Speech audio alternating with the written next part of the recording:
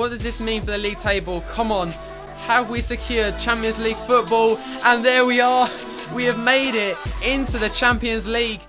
Hey guys, and welcome to Season 2 of the Southampton Career Mode series. Last episode, the season finale, we managed to get ourselves into the top 4 in the league basically, and today we're going to have a look at the objectives and most importantly, hopefully strengthen the squad before we go into season number 2. But today it's all about you guys. First of all, if you do want to see an episode later on tonight, part 2 of the transfer window, can we get say 500 likes in under 5 hours? That would be absolutely incredible guys, and let me know if you want to see an episode later on tonight, because I want to just fire through this next season guys, because I am loving making this series, and hopefully season 2 can top season number 1. And also guys, I've got a question of the day, and also last episode it was between Mata, David Silva, and also the last player was Santi Cazorla. Today it's going to be a German duo of both Mesut Ozil and also Mario Götze. So leave a comment down below, is it Götze, is it Ozil? So let's get in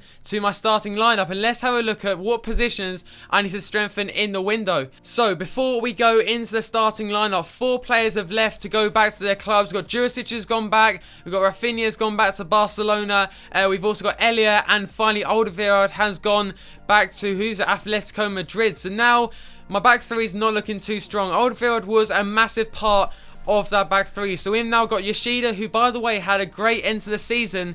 He came in for Alderweireld towards the end when he was injured, and he did a great job. So maybe if I can't find a new defender, this could be a decent position or player I can use in this position. So Fonte can do another season. He turned out great in the end last season, and also Stones, who was probably my favourite player who I brought in last season. He was fantastic.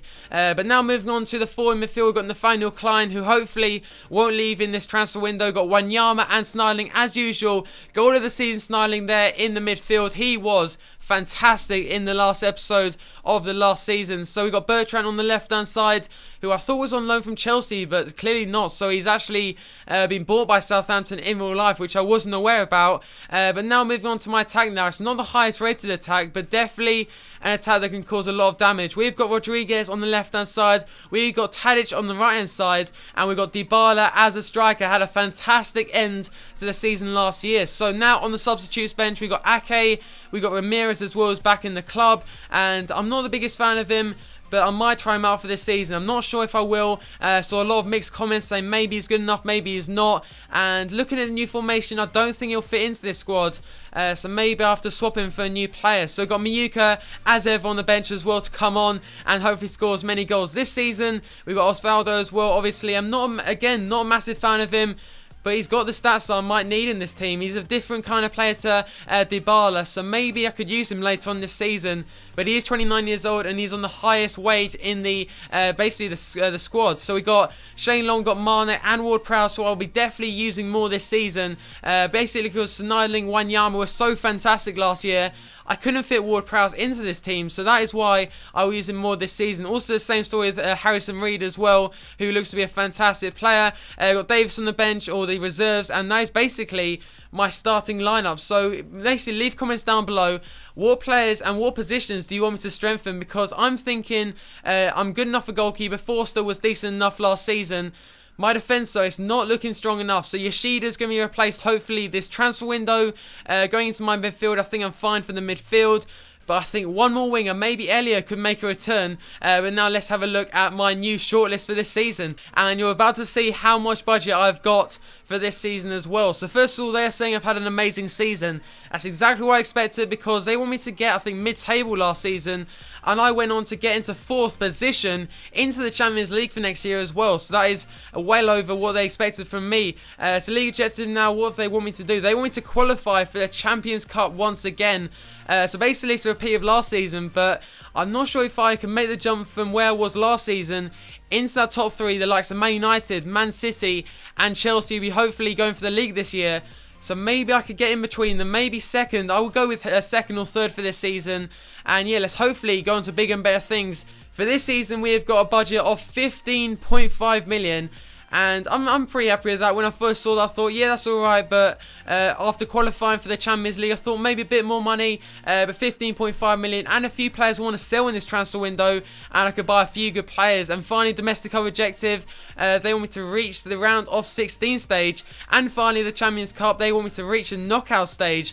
What? I'm going to beat the likes of like 4.5-star, 5-star teams to try and get into that knockout stage. So now guys, let's move on to my shortlist. This is the thing that you guys all want to see, and I always spend so long on this. So today's episode, I'm going to go through it quickly, and I want you guys to leave comments down below to what players I should be going for in the transfer window. So we're going to start off with Jimenez. Here he is, and basically when PSG bought him, that just wanted me, basically added more interest to the player, because I really want this guy at the club. I was looking through the comments of the transfer window in the last season, and you guys all said Jimenez is a perfect player for this team. He's got great potential, he's quick, he's fast, he's strong as well, and I just think he's a perfect player for this team. So we've also got Alderweireld, who left back to Atletico Madrid. He was a vital part of that defence last season, and just thinking back to last season, he made no mistakes I can think of.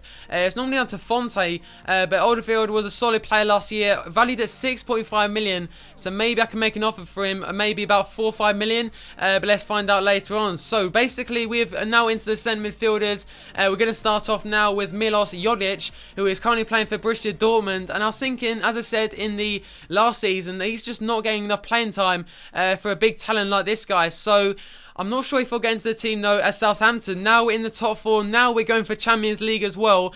I don't think he'll get into the team. We've got Snyling, Wanyama, Ward-Prowse, so many great players in that centre mid position. So I'm not sure about it, but he was a popular player in the comment section. So again, leave comments down below. Let me know what you think of Jojic. But now we've got Thiago as usual. He was basically in the shortlist last year. And also Tony Vilhena. This is someone I want to talk about quickly, because basically he was heavily linked with Southampton last season in the transfer window.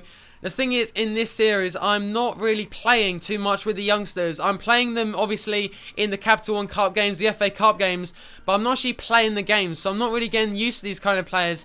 So maybe I could wait for Vilhena for maybe a few years' time, but for now, I'm not really too interested in Vilhena, even though he's probably the most realistic player on this list. So now we've got Elia. I've already made a deal for Elia. I've gone with 2.1 million, and we're going to find out in the next few days if Werder Bremen say yes to that deal, because I was not expecting him to be 28 years old. I thought he was like 25, maybe 26, but he's getting into his prime of his career, and I just can't forget the partnership that he formed with Dybala last year. It was just absolutely crazy between those two.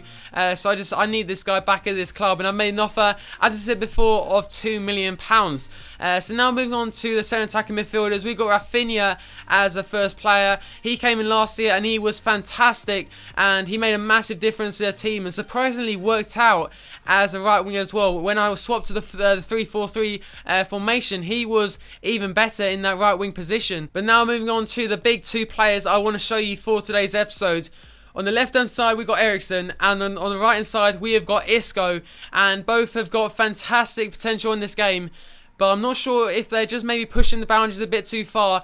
But now in the Champions League, maybe we need this world-class signing, because look at my team now. We've got Snyling, probably the biggest player of the team. Maybe you could argue Tadic as well.